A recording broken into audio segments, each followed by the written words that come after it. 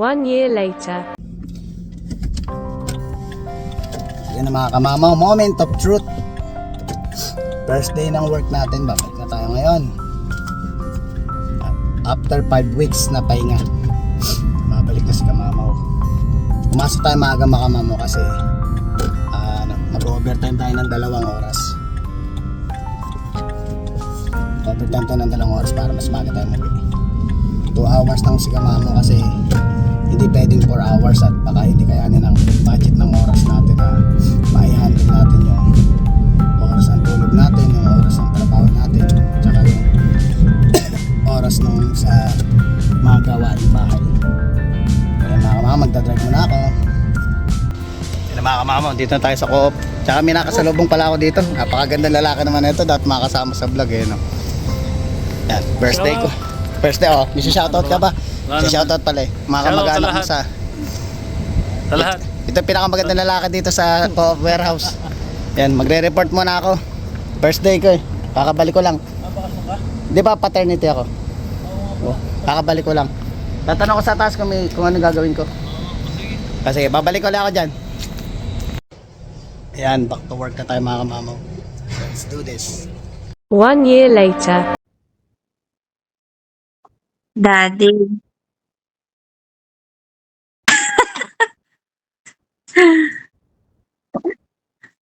Miss ko.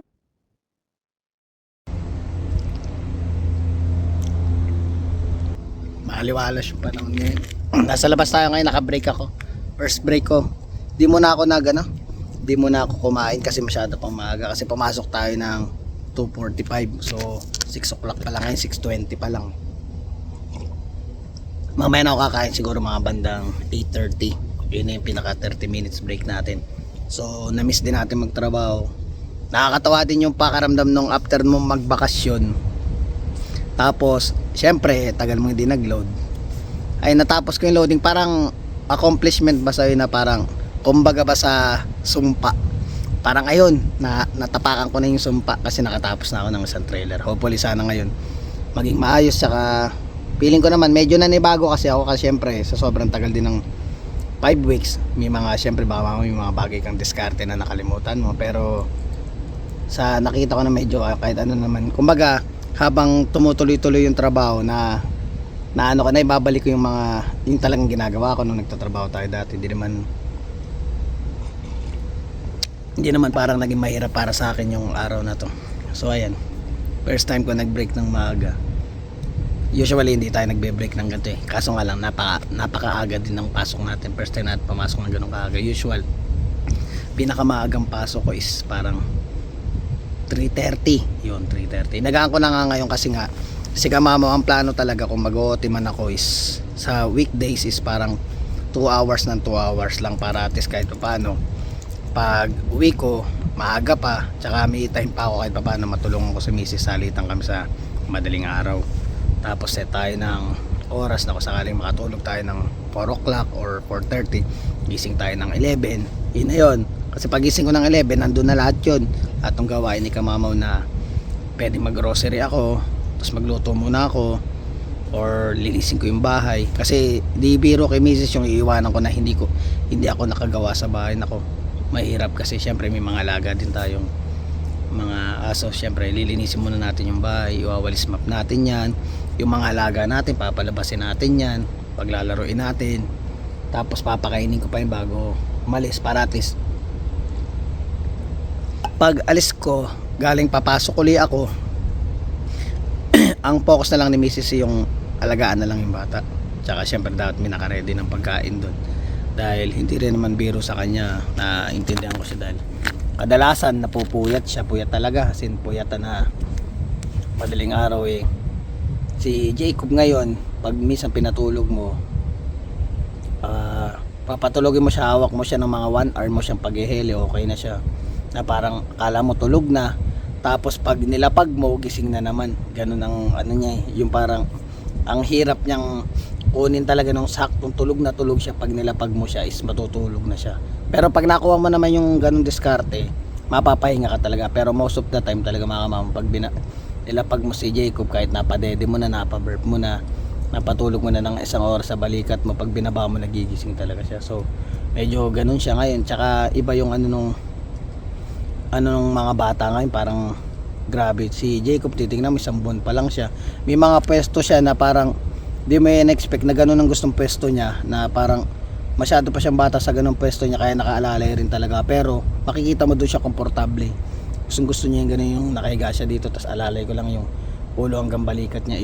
Gusto niya talaga nakaangat yung ulo niya ganun. Kasi minsan syempre parang ikaw din naman yan, kung maghapon ka nakahiga, sasakit talaga yung katawan mo. Kaya may times na naghahanap siya ng magandang pwesto niya, tapos pag komportable siya, hayaan ko lang siya. Pero minsan yung mga pwesto ngayon, masakit din sa katawan ng nagbubuhat. Hindi rin biro na may mga yung tipong alam mo, nakabend talaga lagi yung ganito ko para maayos yung pwesto niya. Although kumbaga siya nag-enjoy siya sa pwesto niya, pero yung mismo nagbubuhat hindi nag-enjoy or hindi komportable doon sa pwesto. Kaya minsan pagkatapos noon, uupo lang ako sandali, parang papahinga ko lang ng mga ilang minuto, tayo uli ako. Ayun.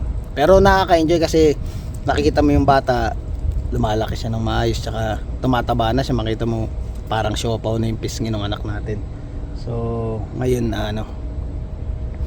maya konti babalik na ako kasi pasok na lahat ng panggabi. Tsaka ngayon busy ngayon dito sa co-op. Talagang pag summer time hataw talaga. Kaya kung ikaw nasa say na lang, ikaw na lang ang susuko mga kamamaw sa overtime.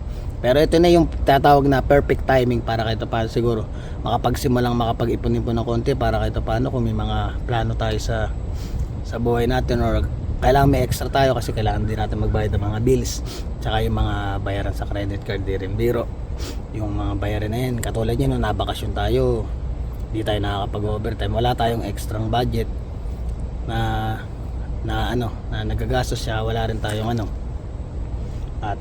wala tayong extrang pambili ng kung ano naman ng mga kailangan ng bata or kailangan din natin sa pang-araw-araw. Mahirap din, kaya napilitan talaga tayo na 5 weeks lang overtime ang paternity muna natin ngayon, dahil hirap talaga ng ganun talaga ang buhay ng tao. Kailangan magsikap ka lang, pagsikapan mo lang, pagtiyagaan mo lang. Alam mo, balang araw yung mga pangarap mo sa buhay or mga target mong, yung mga goal mo sa buhay mo, ma-achieve mo. So ayun mga kamama, babalik na ako. See you later. 1 year later. Ayan, nagagabi na mga kamamaw. Second break na natin. Ito na yung 30 minutes break, yung pinaka lunch break na natin. Ganda break na ako, dahil mamayang 1:20 out na tayo. Na yun, naka 2 hours overtime na tayo nun. Di kaya ni kamamaw na magpa 4 hours, kasi nga sa ngayon inaaral ko pa, minamanage ko pa yung oras namin ni Mrs. na pag okay na siya, tsaka malalaman natin kung kaya ko mag 4 hours. Pero hindi rin biro kasi mga kamamaw, kasi talagang inalalay natin si Mrs. ko sa pag-alaga kay Jacob. Mahirap din mga kamamaw na pilitin mo yung 4 hours, next the other day hindi mo naman kayanin, di ba? Sayang din yung overtime. Hindi ka makaka-overtime sa susunod dahil nga in-overtime mo na siya ngayon. So mas maganda pa rin yung kahit paano araw-araw nakapag-overtime. Tapos sa na lang, sa second day off na lang natin, kung sakaling makakasingit tayo ng overtime doon tayo mag-overtime, kasi double pay yun. So kahit paano yun, makakaipon na tayo. Maganda pa rin yung balance mo pa rin oras mo, na nakakapag-overtime ka, nakukuha mo yung oras na gusto mo. Hindi naman natin aim na sobrang laki ng overtime. Ang mahalaga, meron ka like parang mga 20 hours sa loob ng isang cut-off, makakuha kang yun, malaking bagay na yun. Tapos pa ba? Ngayon medyo patapos na rin yung second trailer ko, isang na lang. Kumbaga parang last drop na lang kung tawagin, kasi usual kwento ko sa inyo konti yung sa loading. Sa loading kasi yung mga tinatawag tayong 1 drop, 2 drops, 3 drops, multiple drops, yung talaga na may times na pag 1 drop madali lang yun. Madali lang yung 1 drop natin, kasi lang yan, kumbaga isang store lang yan. So i-cycle din ng na, kasi kumbaga sa loader pinapasok mo dyan freezer, cooler, meat, produce, dairy. Yung dairy tatawag yung mga gatas, yung mga itlog, ayan. Tapos yung produce yan, mga gulay. Siyempre yung sa freezer, alam mo naman yung mga frozen na meat. Tapos yung mga ice cream, may mga yan. Tapos may ice din. Tapos sa grocery, yung lahat ng grocery na binibili mo sa kahit saang supermarket, ganun yung style nun. Yun. So papasok mo lang yun ng pagkakasunod-sunod. Di ka na mahirapan kasi di katulad nung mga tatawag nating multiple drops na, like for example, ito yung sa 22nd Street, ito yung sa 33rd Street, ayun, 2 drops yun. So parang dating kanan at kaliwa yun, ganun ang ano niya. Tsaka dapat tama yung pagkakalagay mo para hindi ka awayin ng driver yun. Maraming ano na sa paglo-loading pag ano minsan nasa ano, ikukwento ko din sa inyo or i-share ko din sa inyo. So ayan, so far ngayon mga ang gaganda na ng mga halaman, di ba? Tsaka nakita nyo kung gaano kapayapa yung lugar, no? Usual kung nasa Pinas ka, ang dami nakatambay dyan, ang dami yung makikita naglalakad dito, hindi, sasakyan lang makikita mo. Napakalaki ng Canada mga kamamo, sobra. Kung yan, honestly yung Canada is yung Saskatchewan is parang times 3 ng laki ng Pilipinas. Pero yung population, layo tayo dito konti. Yung population ng Saskatoon is like around parang nasa ano lang siya. Wala pa siyang 1/4 ng population ng Pilipinas. Pero yung laki nung Saskatchewan times 3 ng Pilipinas. Ganun kalaki yung Saskatchewan. Sa Saskatchewan pa lang yun ha. Meron pa tayong may Alberta pa, may British Columbia pa. Malaki yan. Malaki ang Canada sobra. Kumbaga ba kaya magpatira ng yung population ng Pilipinas, kumbaga ba napapagkwentuhan lang. Yung population ng Pilipinas kaya niyang patirhan yung 4 na Pilipinas pa. Kumbaga yung population ng Pilipinas, kung titingnan mo, yung 4 na population ng Pilipinas kayang itira sa Canada. Ganun siya kalaki o baka higit pa.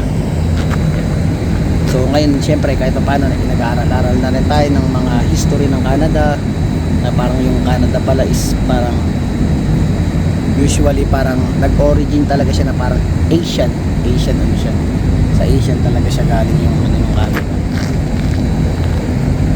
Kung di ako nagkakamali doon sa mga iba na babasa ko, parang kumbaga medyo nakakalimutan ko yung exactly, pero kumbaga yung Canada talaga is kumbaga 3 klase yan meron siyang ang talagang nakatira dito sa Canada, mga sinaunang ano is 3 klase tinatawag nilang Aboriginal, which is yung native people, yung Métis, tsaka yung Inuit. Yan, Inuit. Kumbaga yung Inuit, which is parang the people, kumbaga katulad ko, ay the people, ganun, parang ganun yung mga dayo ba. Ewan ka lang kung medyo mali yung explanation ko, pwede nyo itama ay mga kamawin lang sa pagkakaintindi ko doon sa binasa ko. Yung Inuit parang ano lang siya, o isipin mo is parang 4% ng population ng Canada noon, yun yung mga tinatawag ng Inuit. Yung Métis naman is parang 30% ng population ng Canada, yun yung tinatawag na Métis. Tapos yung Aboriginal yung tinatawag nilang mga native is like 65%. So pag tinotal mo siya, 99%. Yun yung mga taong unang nanirahan dito sa Canada. Sobrang napakaganda nung napakaganda nung history niya. Kung ano mo siya, kung talagang babasahin mo yung history ng Canada, sobrang nakakaano na, biruin mo, nakagawa sila ng gantong kaganda at napaka maayos na bansa. Sobrang masabi natin Canada is one of the best country in the whole world. Parang ano talaga siya, kumbaga naando siya sa parang top 5. Kung isipin mo, nasa top 5 siya sa buong mundo. Hindi natin masabi, ayoko sabing number 1 sila, basta yun, isa sa pinaka kumbaga matatag na bansa. Ayan, kaya Canada, kaya yung sa mga gustong mangarap, katulad ko na nangarap ako, nandito na ako, sana ganun din kayo mga kamamaw na ituloy nyo lang yung pangarap nyo. Lagi kong inuulit sa vlog nyo, mangarap lang kayo, para hindi lang naman minsan para sa inyo, para din sa pamilya nyo, lalo na yung mga pamilyado, para din dun sa mga anak nyo na pagdating sa future magandang may bibigay na itong Canada. Yun. So syempre, kumbaga kung sa high school tsaka elementary sinasabi nila parang libre nga yung pag-aaral, sa college may bayad yun, pero kumbaga parang installment ng magiging dating niyan. Kumbaga yung mismong anak mo na yung para magbabayad ng ng tuition conforme sa course na kukunin niya. Yun ang gagawin mo, na mag-aaral siya, pwede niya piliin kung anong gusto niya. Syempre ako bilang ama, kung ano yung gusto mo, kung saan mo talaga feeling mo kung saan ka masaya, dun ka. Yun lang ang masasabi kong tapos i-guide ko lang siya, turuan ko lang siya na kung paano, kumbaga sa akin nagsimula yung mga basic na turo, siya na yung mag-a-apply nun sa paglaki niya. Yan, so yun na lang din, napagkwentuhan lang din yung about yung sa dun sa mga tsaka syempre ano pa ba dito, medyo excitement na yung mga darating na vlog natin, na pipilitin ko talaga mga kamamaw na mapasaya ko yung mga manonood, mapasaya ko in a way na parang kumbaga sa kaprasong oras lang niya, kung 15 minutes o 20 minutes na ginawa nating video is kahit paano parang masabi mo yung sa loob ng isang araw makapanood ka sa akin ng 15 minutes sa video yung hindi nyo ako makakalimutan. Yun ang mga gusto ko, na parang ina-aim ko sa sarili ko na sana paggagawa ko ng vlog, ganun yung nararamdaman ng mga nanonood sa akin, ganun yung naibibigay kong kaligayahan na sa simpleng oras kahit paano makalimot sila ng problema nila. At the same time, pwede rin makakapag-inspire ako ng ibang tao na kumbaga minsan dumarating tayo sa point, kahit minsan ako dumarating sa point na down ako, na parang sabi ko sa sarili ko minsan, parang ay hindi ko na kaya. Yun yung, pero minsan syempre honestly yung sa mga napapanood natin vlog, katulad ko dati kahit hindi pa ako nagba-vlog, pag nakakapanood ako ng mga inspirational na vlog na ako na nakaka-inspire ba mga kamama, lalo parang sabi ko ay kinaya niya parang kayanin ko rin. Tsaka siya kumbaga sa mga napapanood natin video minsan parang nakakatawa lang, na parang may mga senaryo na parang magugulat ka na lang na yun mismo yung minsan may natatapat ka na manonood ka na lang ng video na parang matatapat ka na lang minsan bigla na parang uy, parang ito yung nangyayari sa akin ngayon, parang sumakto pa na perfect timing pa, na parang ito yung napanood ko. Tapos parang ayun, ginising ako sa mahimbing kong pagkakatulog, o nagising ako sa katotohanan na parang ito pala dapat kong gawin para maayos ko yung buhay ko, o yung mga ganung bagay, di ba? So ngayon mga kamama, babalik na muna ako, 30 minutes break lang naman tayo, mag-out tayo ng 120. Tsaka mamaya iniisip ko din mamaya mga kamama yung pagpaparka natin ng sasakyan, nawa sana hindi madagdagan yung gasgas ng sasakyan natin pagpark natin dun mamaya. So pinagdasal ko na lang. Ay, nakakatawa din pala, may nakasalubong din ako kanina na dalawang Canadian na parang galing lang sila sa Bible study. So nakita niya ako, sabi niya, oh do you live here? Oh ganun. Tapos parang nakwento ko na parang yung sasakyan ko nagasgasan ganun. O gato na lang, okay lang ba sa'yo kung ipagdasal ka namin? Sabi niya, oh sige, walang problema. Sabi ko, mabibigyan niyo ako ng dagdag protection, sabi ko gano'n. Naya niya ako, binless niya ako, dinasal niya ako. Hindi ako nagpapakasanto, kumbaga nakwento ko lang sa inyo yung nangyari kanina, dinasalan niya ako.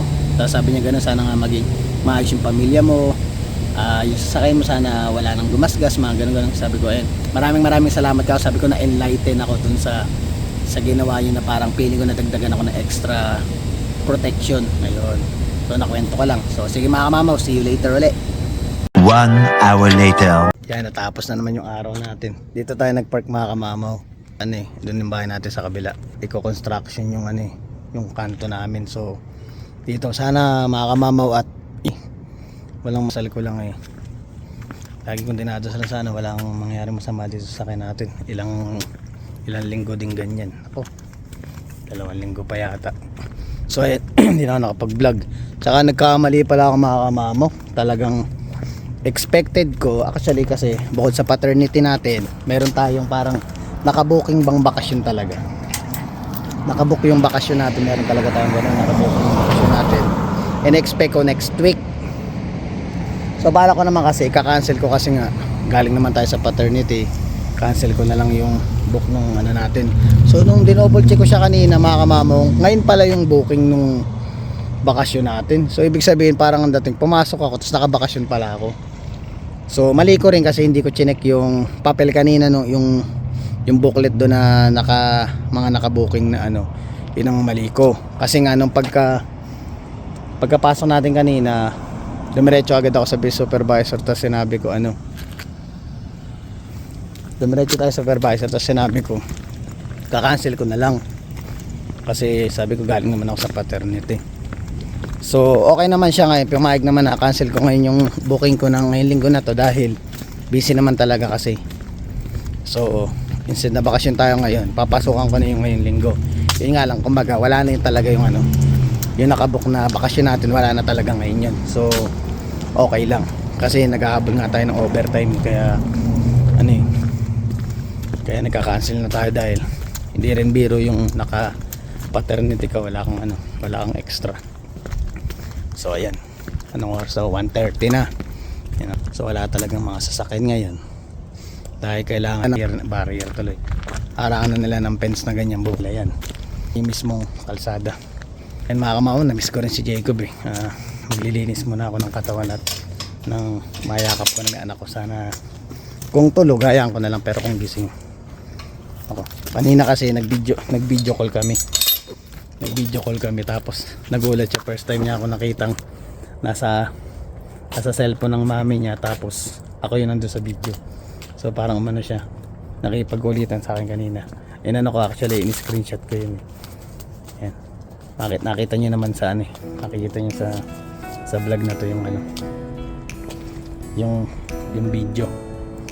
Yan, nakakatawa lang na para kadalasan kasi ang kakwentuhan ng anak ko yung lolo niya sa Pilipinas na nakikipagdaldalan talaga. So ayun mga kamamaw, papahinga na muna si Kamamaw at bukas eh maraming pa tayong assignment na gagawin. Pagpasok gusto ko maayos silang lahat dito, lalo na yung mga alaga din natin nakakain na bago pumasok si Kamamaw para hindi nahirap si Mrs. Maraming salamat sa panonood, sa pagsisimula ng ating trabaho kahit na nagkamali tayo ng pasok, pero napagbidyo naman tayo, papasok tayo ngayong linggo. Ayan mga kamamaw, hanggang dito na lang ang vlog. Please don't forget to like, share, subscribe and hit the notification bell for more updates of my video. See you mga kamamaw.